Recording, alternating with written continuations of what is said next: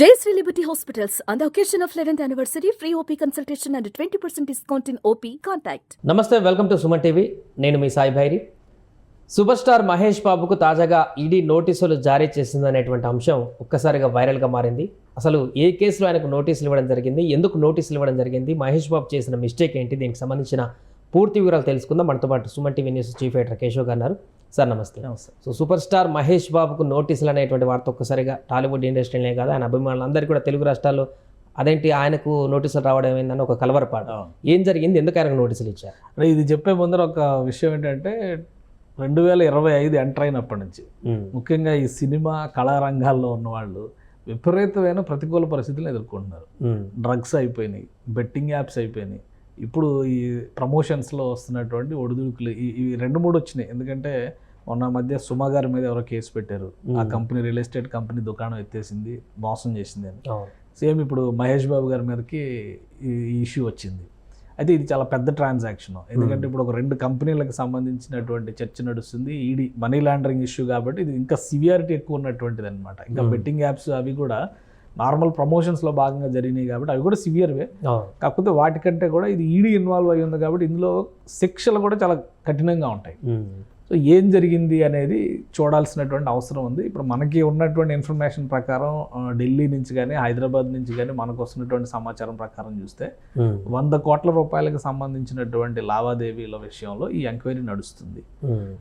మేజర్గా ఆయన ప్రమోట్ చేస్తున్నటువంటి 2 కంపెనీలు, ఈ సురానా గ్రూప్ ఒకటి, ఇంకో కంపెనీ కూడా ఆయన సాయి సూర్య డెవలపర్స్ అని, అది మెయిన్ కంపెనీ. అది సురానా బ్యాక్ ఎండ్ లో ఉన్నటువంటి కంపెనీ. అంటే ఈ కంపెనీ మీద ఆరోపణలు వస్తే బ్రాండ్ అంబాసిడర్ గా ఉన్నటువంటి ఆయన పైన ఈడీ నోటీసులు ఇవ్వడం ఏందనేది ఒక పెద్ద ప్రశ్న.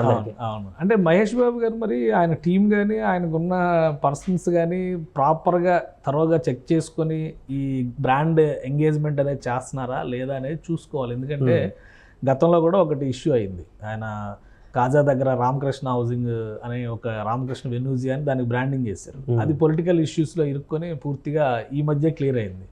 ఆ తర్వాత చూస్తే ఇప్పుడు ఇది ఒక వారం 10 రోజుల క్రితం అది ఇంకొకటి ఏదో పాన్ మసాలా యాడ్ ఏదో చేశారు. అది చాలా నెగిటివ్ అయింది. ఎందుకంటే మహేష్ బాబు గారు ఏదో సోషల్ అర్జ్ ఉన్నటువంటి పర్సన్ ఆయన సినిమాల విషయంలో కానీ, అలానే ఆయన కొన్ని షోస్లో ఆయన చెప్పిన 1400 మంది పసిపిల్లలు కూడా 1400 మంది పసిపిల్లలకి గుండె ఆపరేషన్లు చేయించారనేటువంటి విషయం ఆయన మీద రెస్పెక్ట్ ఒక లెవెల్కి పెంచినాయి. సౌత్ ఇండియన్ స్టార్స్ ప్రధానంగా ఈ క్రిమి పోషకాలు ఉండేటువంటి కూల్ డ్రింకులు, ఇలాంటి పాన్ మసాలా లాంటివి ప్రమోషన్స్ చేయరు అని ఒక ఇమేజ్ ఉంది ఇప్పుడు కూడా నార్త్ సర్కిల్స్లో ఆ అభిప్రాయం అయితే ఉంది. ఈయన ఎందుకు ఇన్వాల్వ్ అయ్యాడో మరి, అది కూడా డబ్బుల కోసమే ఇన్వాల్వ్ అయితే ఇంకో 2 సినిమాలు ఎక్కువ చేసుకోవచ్చు. ఆయన సంవత్సరానికి 3 సంవత్సరాలకు ఒక సినిమా చేస్తున్నారు, సంవత్సరానికి 2 సినిమాలు. కృష్ణ గారు అయితే ఒక సంవత్సరంలో 10-12 సినిమాలు రిలీజ్ చేసిన రోజులు కూడా ఉన్నాయి. ఆయన ఫాదరే కాబట్టి ఆయన రోల్ మోడల్గా తీసుకుంటే కష్టపడి పనిచేస్తే బోల్డెన్ డబ్బులు వస్తాయి. కూర్చుని ఊరికే ఈ పనికిమాలిన బ్రాండ్లని ఎండార్స్మెంట్ చేసి ఇలాంటి వ్యవహారాలు ఇరుక్కోవడం అనేది అంత సహేతుకమైనటువంటి విషయం కాదు. సో ఇంకా ఈ ఈడీ ఇష్యూకి వస్తే ఏంటంటే జరిగింది, ఆ 100 కోట్ల రూపాయల ట్రాన్సాక్షన్స్లో మహేష్ బాబు గారికి డబ్బులు వెళ్ళినాయి.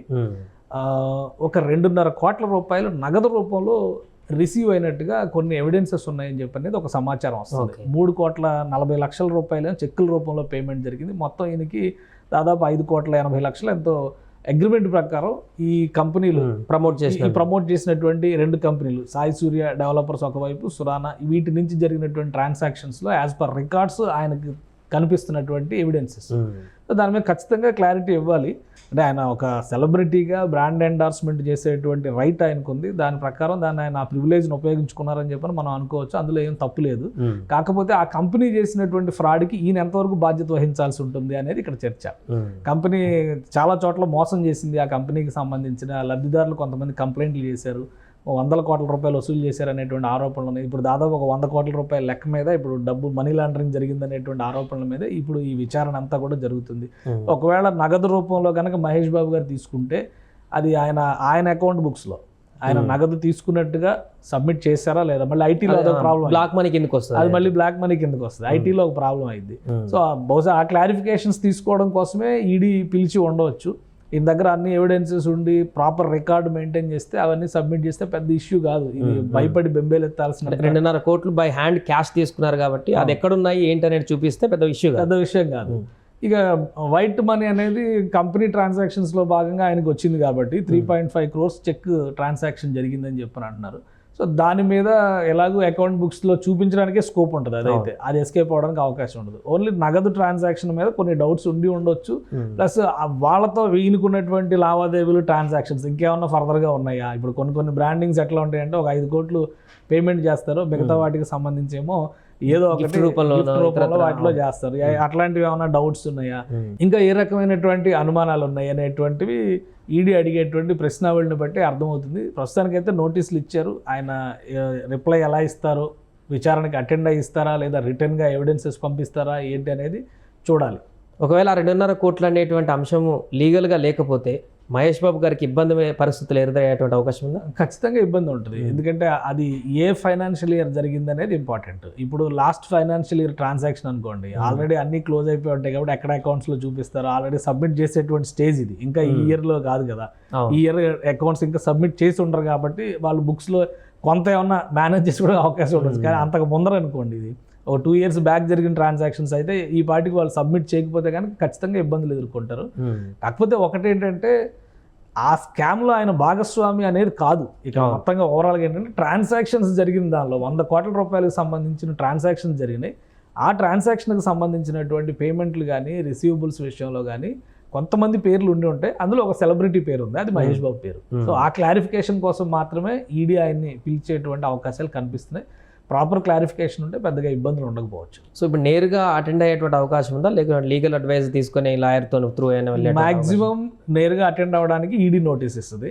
ఆయనకు ఉండేటువంటి పాసిబిలిటీస్ కూడా ఆయన లీగల్ అడ్వైస్ ద్వారా దానికి రిటర్న్ రిప్లై ఇవ్వచ్చు, లేదా దాని స్టేట్మెంట్ ఆఫ్ ప్రూఫ్ ఏమైనా ఉంటే కనుక విత్ ఎవిడెన్సెస్ తన పర్సన్స్ ఎవరైతే ఉంటారో తన రిప్రజెంటేటివ్స్ ద్వారా వాటిని ఈడీకి సబ్మిట్ చేసేదానికి అవకాశం ఉంటుంది. ఒకవేళ ఈడీ కన్సిడర్ చేస్తే అది ఓకే. అవి ఇచ్చిన తర్వాత కూడా ఫర్దర్గా మళ్ళీ ఎంక్వైరీకి పిలిస్తే వెళ్లాల్సి ఉంటుంది ఖచ్చితంగా. కాబట్టి అది ఈడీ చాలా పవర్ఫుల్. ఇప్పుడు మనం చాలా కేసుల్లో చూస్తున్నాం కదా, మామూలు ఈడీ, ఇన్కమ్ ట్యాక్స్ ఇవి రెండు కూడా వెరీ పవర్ఫుల్. వాళ్ళకు ఉండేటువంటి అడ్వాంటేజ్ని బట్టి, వాళ్ళకు ఉండేటువంటి పవర్స్ని బట్టి వాళ్ళు ఖచ్చితంగా ఇలాంటి విషయాల్లో పక్కా ఇన్ఫర్మేషన్ తీసుకోవడం కోసం ఎన్నిసార్లైనా పిలవచ్చు. అందులో ఎలాంటి మొహమాటం లేదు.